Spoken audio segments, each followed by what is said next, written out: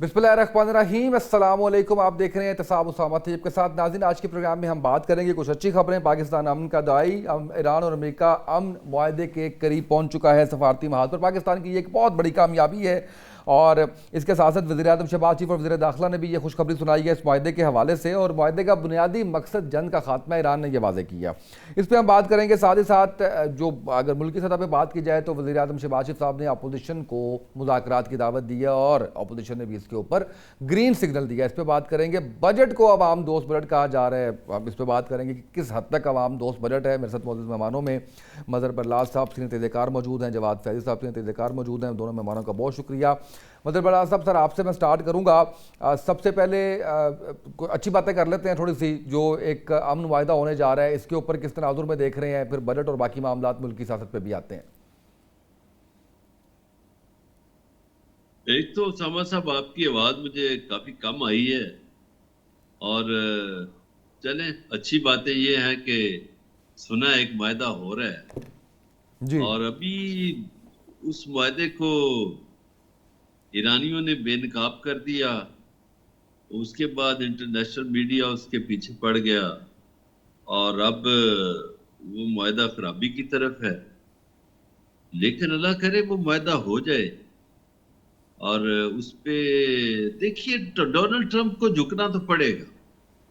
जो आज वो जान छुड़वा ले, कल छुड़वा ले, परसों छुड़वा ले, और जो लोग या जो ममालिक अमरीकी इत्तेहादी हैं वो कमजोर होते हुए आपको दिखाई देंगे।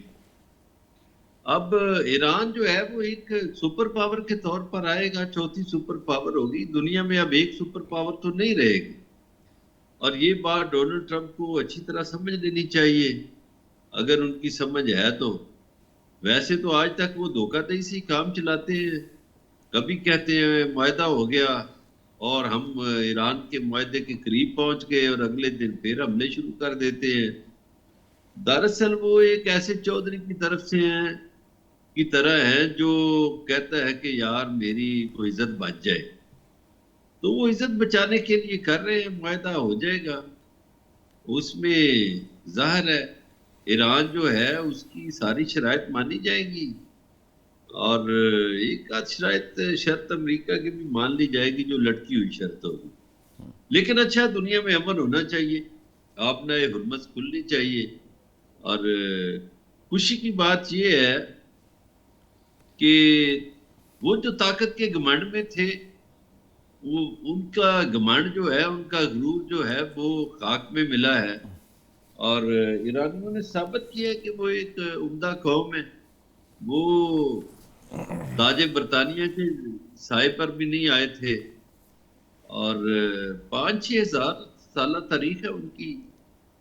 और उन्होंने ये भी साबित किया कि वो पाबंदियों में भी जीना सीखा उन्होंने और दुनिया को बताया कि पाबंदियों में कैसे जिया जाता है।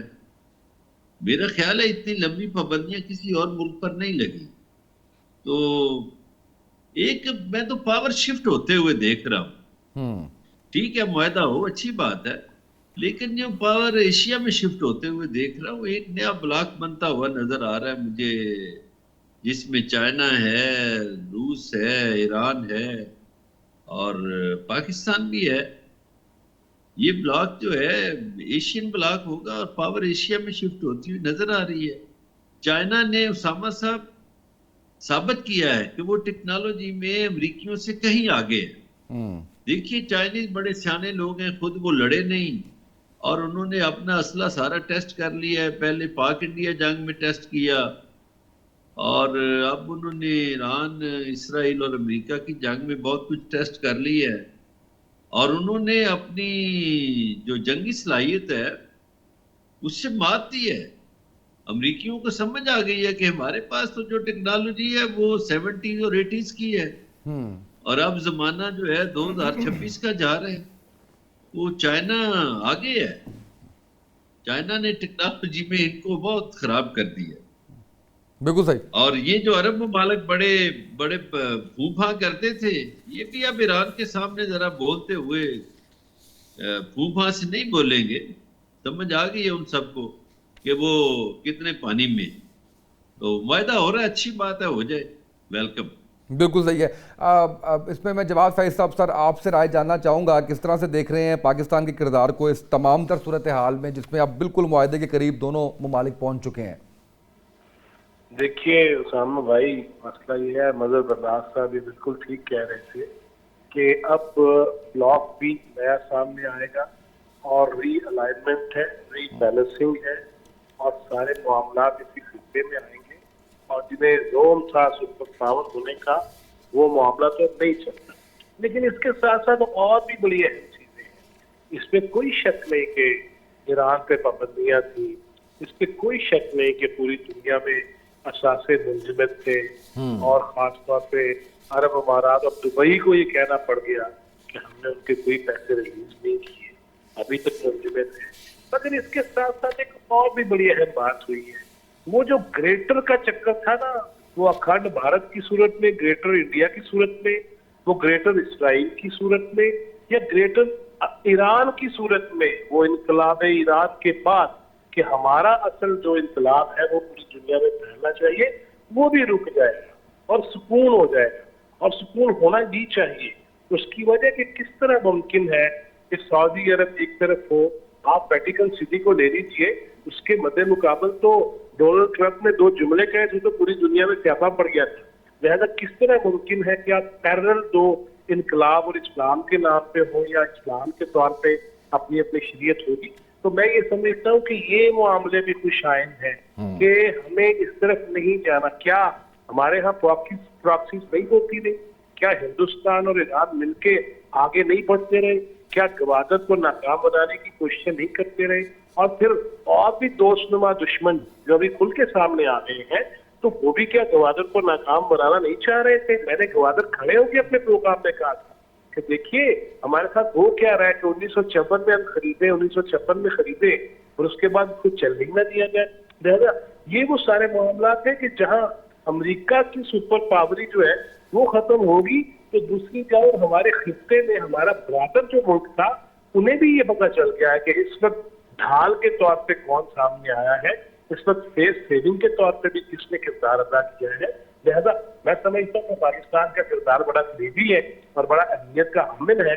और खास तौर पे मैं ये नहीं कहता कि डोनाल्ड ट्रंप साहब अपने मुंह से किसी दफा कह देंगे, मैं तो पूरी दुनिया के ममालिक के सुफरा हो, वज़रा हो या सरबराहान हो और मीडिया पर्सनैलिटीज हो, वो सारे पाकिस्तान को इस वक्त जिस तरह देख रहे हैं और जिस तरह वो ये कह रहे हैं कि पाकिस्तान का किरदार इंतहाई अहम है, तो मेरा ख्याल है कि हमें दुआ ये करनी चाहिए कि हमें ये पच जाए और हम अपनी इज्जत को जो है वो बढ़ा सके और आगे ले जाने की कोशिश कर सके बाहमी इत्तेहाद और यगानत के साथ। बिल्कुल सही है। अच्छा, इसमें ब्रिगेडियर साहब अभी जब भारत का भी जिक्र हुआ तो आप नाए हुर्मज में खिलाफ वर्जी बर्दाश्त नहीं करेंगे। मार्को रूबियो ने भारतीय मनसब को इंतबाह किया है और इसके ऊपर पहले भारतीय हुकाम ने भी जो है वो एहतजाज रिकॉर्ड करवाया आप नाए हुर्मज के ही मामले के ऊपर जो मुबैना अमरीकी कार्रवाई हुई। तो क्या देख रहे हैं आप, अमेरिका भारत के ताल्लुकात के अंदर दरार बदस्तूर जो है वो कायम रहेगी या बस एक इसको किस तरह से देख रहे हैं आप?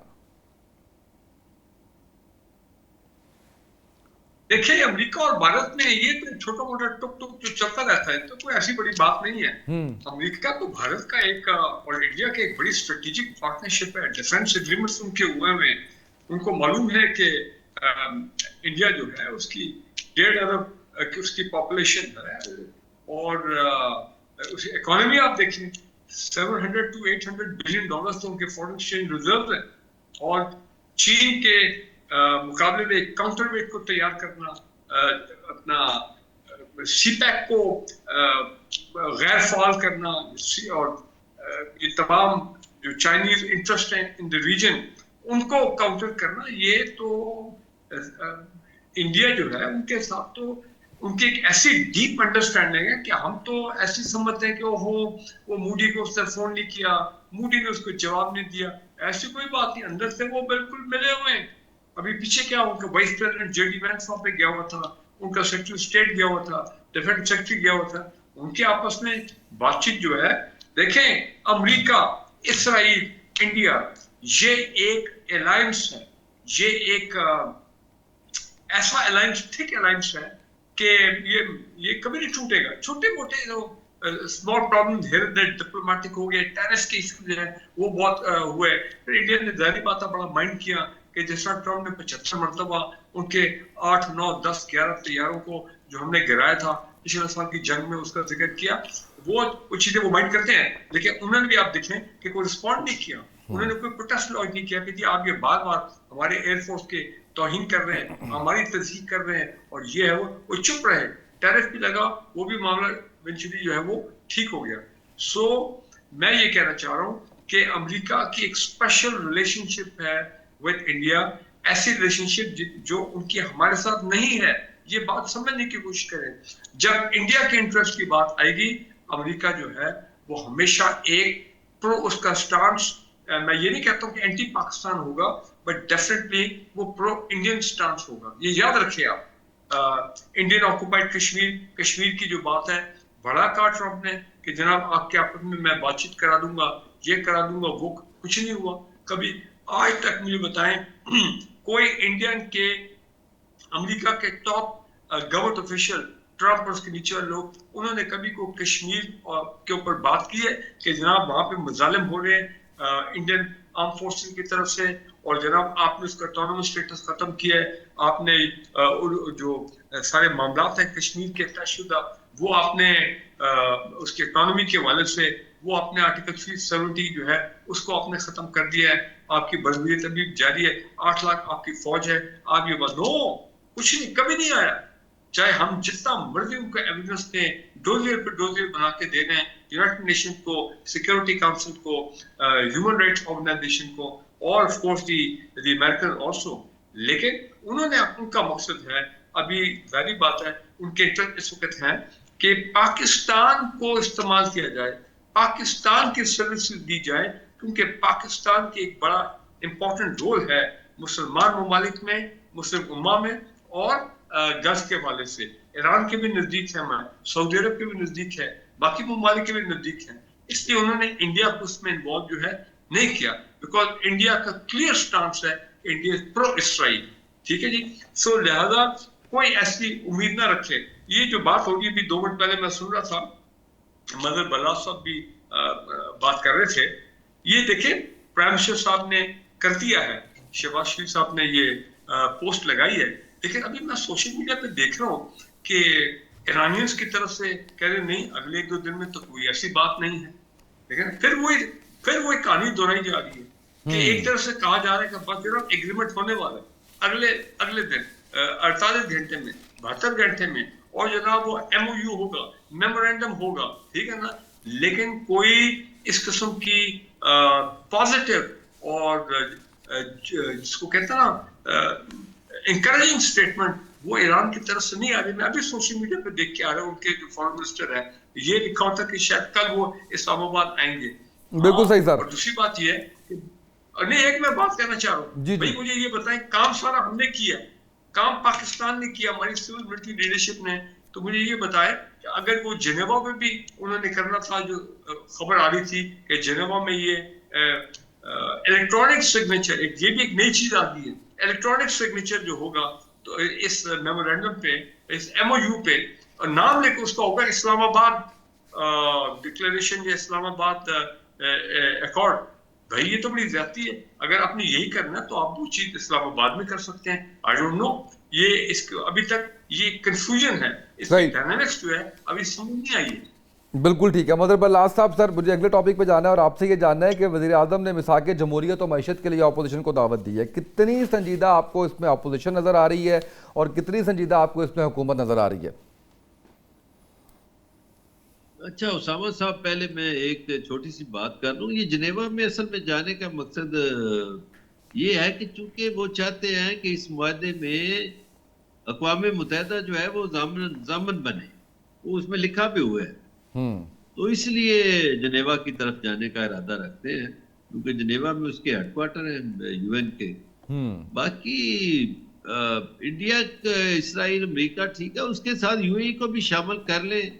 अभी फैजी साहब ने बड़ी अच्छी बात की है, जो मैं तो नाम लेता हूँ, लोग नाम लेते घबराते हैं, UAE वाले थे जो ग्वादर के खिलाफ साजिशें किया करते थे, क्योंकि ग्वादर डीप सी पे है और इनका दुबई नाले पे है। یہ ہمیشہ سازشیں کرتے تھے انہوں نے. میں تو اپنے اداروں کو 15 سال پہلے میں نے بتایا تھا کہ بھائی یہ چیک کریں یہ 22,000 بلوچستان کے رہنے والوں کو کس طرح انہوں نے ریزیڈینشل ویزے دیے ہوئے ہیں دبئی والوں نے. میں تو اوپنلی کہتا ہوں جو پاکستان کا دشمن ہے اس کو دشمن کہتا ہوں. اور میثاق جمہوریت کی بات کی ہے شہباز شریف صاحب نے. دیکھیے میثاق جمہوریت اس سے پہلے ہوا تھا پیپلز پارٹی اور نون لیگ کے درمیان اور نوابزاد صاحب کی پارٹی کے درمیان. تو میثاق جمہوریت سب سے پہلے توڑا تو ان کے بھائی نے تھا میاں نواز شریف نے. وہ کوٹ پہن کے یوسف رضا گیلانی کے خلاف چلے گئے تھے عدالت میں. تو یہ تو میثاق جمہوریت توڑنے والے ہیں خود. اب کس منہ سے لوگوں کو دعوت دے رہے ہیں.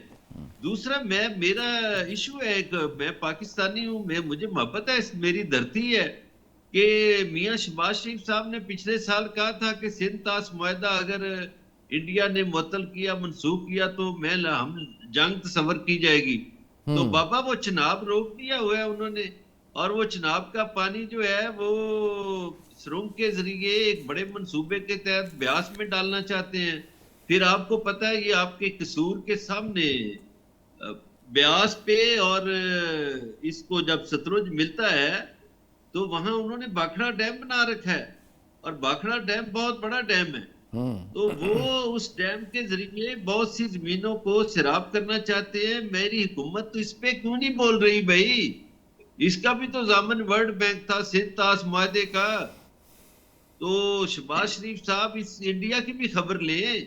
بالکل صحیح صاحب. بھی ذرا سلامی کر لیں کہ ان کی شادیوں میں مانا مودی جی بڑے ذوق شوق سے آتے تھے, بڑی پگڑیاں ساڑیاں تبادلے ہوتے ہیں, لیکن یہ ملک کی بات ہے.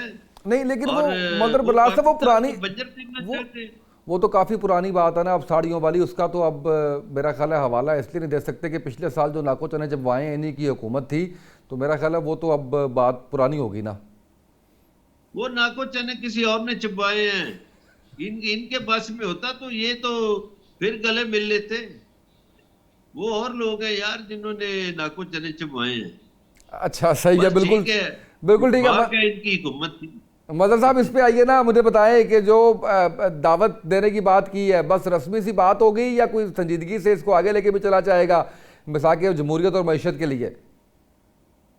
دیکھیں حکومت اور اپوزیشن میں ہمیشہ ایک تو پہل حکومت کو کرنی ہوتی ہے, کر لی انہوں نے, اور انہیں رستے ہموار کرنے ہوتے ہیں. ایک طرف آپ اپوزیشن کے لوگوں پہ مقدمات بھی بنائیں, ایک طرف آپ ان پہ ظلم بھی روا رکھیں, ایک طرف آپ ان کے گھروں پہ چھاپے بھی مارے, اور دوسری طرف آپ کہیں آؤ جی بیٹھو جی روٹی کھاؤ چائے پیو اور مل کے چلتے ہیں. اس طرح نہیں ہوتا. پاکستان میں یہ جو معیشت ابھی ناکام ہوئی ہے اس کی بڑی وجہ یہ ہے کہ پاکستان میں سیاسی عدم استحکام ہے, اور جب تک سیاسی عدم استحکام رہے گا اس وقت تک داخلی انتشار بھی کنٹرول نہیں ہو سکتا, اور آپ کے معاشی حالات بھی کنٹرول نہیں ہو سکتے, بہتری نہیں آ سکتی. تو آپ کو سیاسی استحکام لانے کے لیے اپوزیشن کے لوگوں سے کوئی پیار محبت بھی کے ساتھ ہاتھ بڑھانا چاہیے. یہ تو نہیں ہے کہ آپ چھتر بھی اپنے پاس رکھیں اور لوگوں کو گولیاں بھی ماریں اور کہیں کہ گولیاں کھانے والے آ کے بیٹھ بھی جائیں اور آپ سے بات بھی کریں. ایسے نہیں ہوتا. یہ غلط چیز ہے کہ آپ ظلم بھی روا رکھیں اور پیار محبت کی باتیں بھی کریں. ایک ہی چیز چلتی ہے نا, یا ظلم چلا لیں یا پیار محبت سے ملک چلا لیں. بالکل صحیح ہے. اچھا مجھے جواد فیض صاحب ایک تو اس پہ ضرور بات کیجئے گا کہ اپوزیشن نے بھی اس کو گرین سگنل کہا ہے, اس پہ گرین سگنل دیا ہے, ایک تو اس پہ ضرور بات کیجئے گا. دوسرا حکومت جانے کی باتیں کیوں شروع ہو گئی ہیں سر اتنی زیادہ؟ اس میں کوئی حقیقت ہے یا بس ویسے ہی؟ دیکھیں 2-3 باتیں میں ضرور کہنا چاہوں گا, اگرچہ بکھرے پڑے ہیں سینکڑوں عنوان میرے آگے, لیکن ایشو یہ ہے کہ ابھی مظہر بلال صاحب نے کہا کہ جو ہندوستان کو ناکو چنے چبوائے ہیں وہ تو کسی اور نے چبوائے ہیں, انہوں نے تھوڑی چبوائے ہیں. تو چلیں یار یہ وہ بھی تو نہیں ہے نا جو اسمبلی کے فلور پہ انہوں نے یہ تو نہیں کہا کہ کیا میں ہندوستان پہ حملہ کر دوں, اور پیچھے پھر ایسے ہی لوگ جو بیٹھے ہوئے تھے وہ ڈیسک بھی بجا رہے تھے. پھر ابھی یہ بات ہوئی کہ ایران کے حوالے سے تو میں یہ کہوں گا کہ جب محسن نقوی صاحب بھی وہی بیان دے رہے ہو نا تو آپ کو پتہ ہے کہ وہ کتنے قریب ہیں ایران کے بھی اور دیگر شخصیات کے بھی. تو اگر وہ بھی یہ کہہ رہے ہیں تو ایران سے بات چیت کے بغیر وہ نہیں کہہ سکتے. میں چلے اس کچھ نقطے کو یہیں پہ چھوڑ دیتا ہوں, آگے بحث نہیں لے کے جاتے. تیسری یہ بات ہے کہ دیکھیے جب مذاکرات کی بات ہوتی ہے اور ابھی کہا گیا جی گولیاں چلائیں, وہ کتنی گولیاں آج تک مجھے تو سمجھ ہی نہیں آ سکی کہ جو لوگ خود شہداء کے جنازوں میں نہیں جاتے, جن کو میت والے گھر میں جانے سے پیرنی صاحبہ نے منع کر رکھا تھا, وہ گولیوں کی بات کرتے ہوئے اچھے نہیں لگتے. رانا ثناء اللہ سے پوچھ لینا کون سا کیس تھا اس کے اوپر, کس نے ڈالا تھا؟ اللہ کو حاضر ناظر جان کے ہی کیس ڈالا گیا تھا نا, تو پھر اللہ تعالیٰ کو حاضر ناظر جان کے پھر کیا ہوا؟ لہٰذا میں سمجھتا ہوں کہ یہ باتیں کرنے کی بجائے آگے بڑھنے کی کوئی صورت ہونی چاہیے, آگے بڑھنے کا کوئی راستہ ہونا چاہیے. اور اگر ماضی میں کسی سے بھی غلطیاں ہوئیں تو جیل سے ایسی اترواؤں گا, فلاں اترواؤں گا, فلاں اترواؤں گا. میں نہیں جاتا جو ہے وہ جاپان اور جرمنی کی سرحدوں پہ, میں نہیں جاتا کٹے بچوں پہ اور مرغی کے انڈوں پہ, میں اس طرف بالکل نہیں جانا چاہتا. میں تو اس طرف جانا چاہتا ہوں کہ میں نے خود جب جیل میں پوچھا عمران نیازی صاحب سے کہ اسرائیل کی مذمت ہی کرتے ہیں تو انہوں نے مذمت نہیں کی. تو مجھے یہ جو تضاد نظر آتا ہے نا پی ٹی آئی کے اندر بھی اور ان کی قیادت کے اندر بھی, میں اس طرح بھی چلے نہیں جاتا دوبارہ سے. میں آگے بڑھتا ہوں.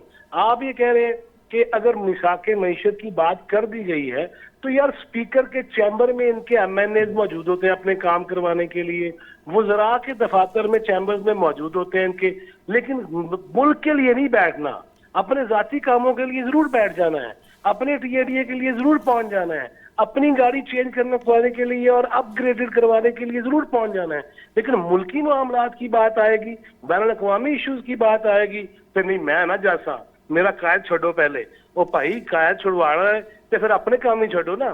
لہذا یہ بہت ساری ایسی چیزیں ہیں, میں حکومتی لیول پہ بھی کہوں گا بہت ساری ایسی چیزیں ہوں گی جس کے بارے میں گفتگو کر سکتے ہیں میرے دوست اور اپوزیشن کے اسپیشلی. لیکن مسئلہ پھر وہی ہے کہ ہم نے مسلسل 35 سال مجھے ہو گئے ہیں یہی کچھ دیکھتے ہوئے, یہی کچھ کرتے ہوئے کہ جو اپوزیشن میں ہوتا ہے وہ حکومت کی نہیں مان رہا ہوتا, جو حکومت میں ہوتے ہیں وہ اپوزیشن کو نیچا دکھا رہے ہوتے ہیں. میرا خیال ہے اس سے اب نکل جانا چاہیے. ہم تو عمر کے اس حصے میں آ رہے ہیں کہ بھائی جی ہوتے بچے بھی اونچی بولن تو اسی سائڈ پہ ہو جانے ہیں, اور یہ جو بچے اونچی بولے اور ہم سائڈ پہ ہوتے ہیں, یہ طرز تخاطب کا طرز تکلم کا صحرا جس کے سر جاتا ہے نا, وہ آج جیل میں ہے. اوے پھڑ لاں گا, اوے چھڑاں گا نہیں. اور پہلے اخبارات ہوا کرتے تھے, پہلے ہم رپورٹر خبر بناتے تھے, سب ایڈیٹر چیک کرتا تھا, نیوز ایڈیٹر کے پاس جاتی تھی, چیف نیوز ایڈیٹر اور ایڈیٹر اور چیف ایڈیٹر کے پاس جاتی تھی. اب ہم نے جب دیکھا کہ سوشل میڈیا میں الیکٹرانک میڈیا ہے, وہ میں مونچھوں سے پکڑوں گا, میں تمہیں یہاں سے پکڑوں گا, میں تمہیں وہاں سے پکڑوں گا. میں نہیں چاہتا کہ عائلہ ملک کو وہ کیا کہتے تھے کہاں سے پکڑوں گا, لیکن یار اپنے مخالفین کو تو کہاں سے پکڑنے کی باتیں کرتے تھے. لہذا وہ جو طرز تخاطب بگڑا ہے نا بھائی جان, میرے نال دا بندہ تے اپنے 10 سالہ بیٹے تو بھی ڈر جاندہ جے کہ تو طلاق تے آ جاتا ہے. یہ سارا کچھ دیکھ کے کہ کس طرح طرز بگڑی اور طرز تخاطب بگڑا. لہذا ہمیں سب کو اس طرف جانا چاہیے, نہ کہ میں یا کوئی اور کسی بھی قسم کا کسی طرفداری کا مظاہرہ کرے. میرا خیال ہے اپنی ہمیں مستقبل کا, بچوں کا, ملک کا سوچنا چاہیے, آگے بڑھنے کی کوشش کر لینی چاہیے. بالکل صحیح ہے. بریگیڈیئر صاحب, سر میں نے سوال تو فیض صاحب سے پوچھا تھا, لیکن چلیں آپ بھی مجھے بتائیے کہ حکومت جانے کی باتیں ہو رہی ہیں, کچھ حقیقت ہے اس معاملے میں؟ پہلے میں ایک دو کامنٹ کرنا چاہ رہا ہوں. دیکھیں بات یہ ہے کہ بالکل جو سیاسی فضا ہے وہ ٹھیک ہونی چاہیے. سیاسی فضا آپ کی ٹھیک ہوگی تو آپ دیکھیں گے کہ معاملات پولیٹیکلی آگے چلیں گے.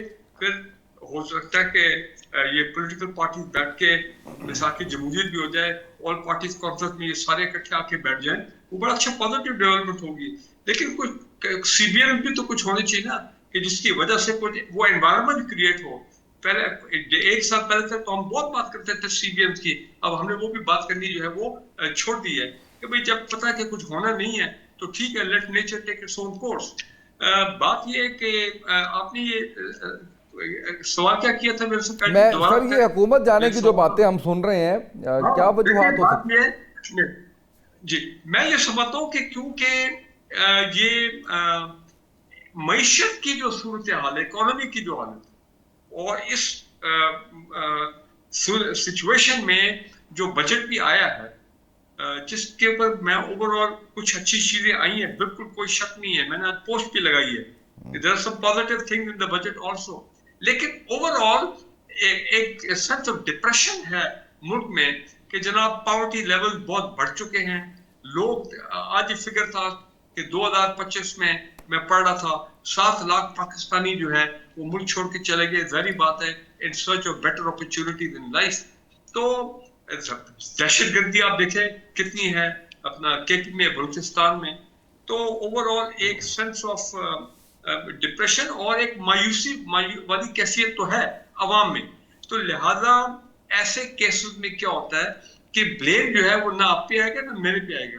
یاد رکھیں, anything happening in the country good, the Prime Minister gets the credit. Anything happening bad, the Prime Minister gets the discredit because he is the chief executive of the country. یہ یاد رکھیں. آپ یہ نہیں کہہ سکتے اور جی ان کے پیچھے وہ ہیں ان کے آگے وہ ہیں. نو, ایسی کوئی بات نہیں ہے بھائی. جو چیئر میں ہے he is responsible for anything good and bad in the country.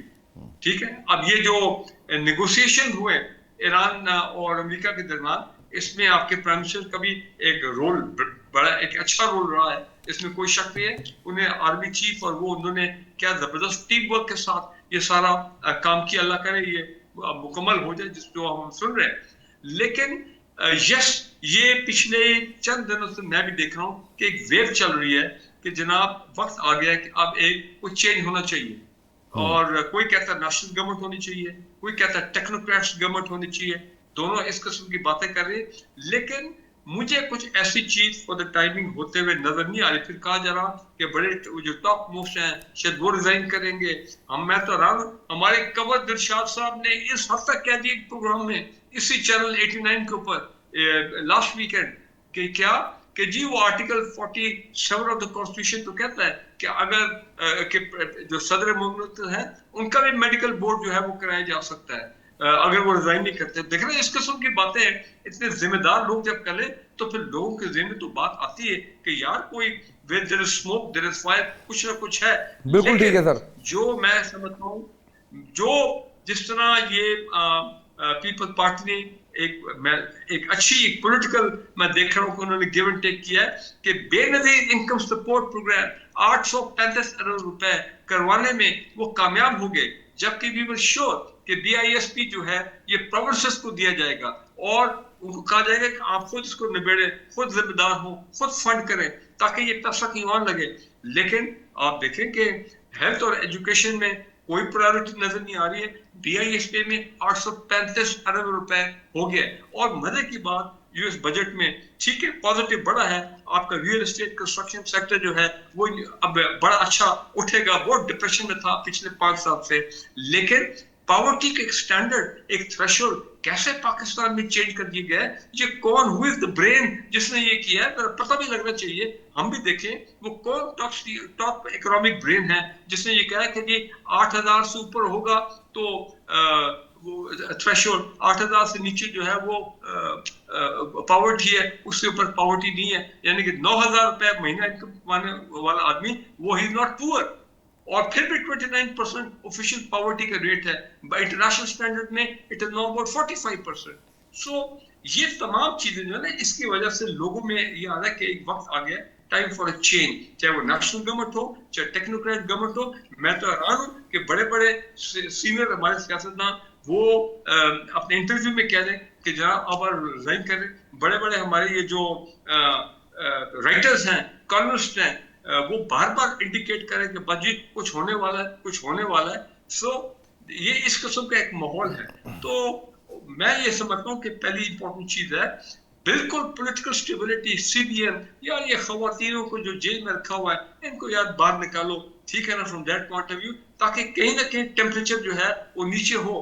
Parliament کے اندر وہ آپ دیکھیں یہ جھگڑے چلتے رہتے ہیں. بھائی ہم چاہتے ہیں کہ پارلیمنٹ میں ڈیبیٹ ہو, کہ لوگ بھی ڈیبیٹ انجوائے کریں, کوئی سیریس قسم کی گفتگو ہو. وہ اس قسم کی چیز نہیں ہوتی وہاں پہ. بالکل صحیح ہے سر. دیر ہیز ٹو بی, یہ تو چیز نا, یہ تو پرائم منسٹر صاحب کا کام ہے. اچھی بات ہے انہوں نے کہا اپوزیشن آئے مل کے بیٹھ کے بات کرتے ہیں.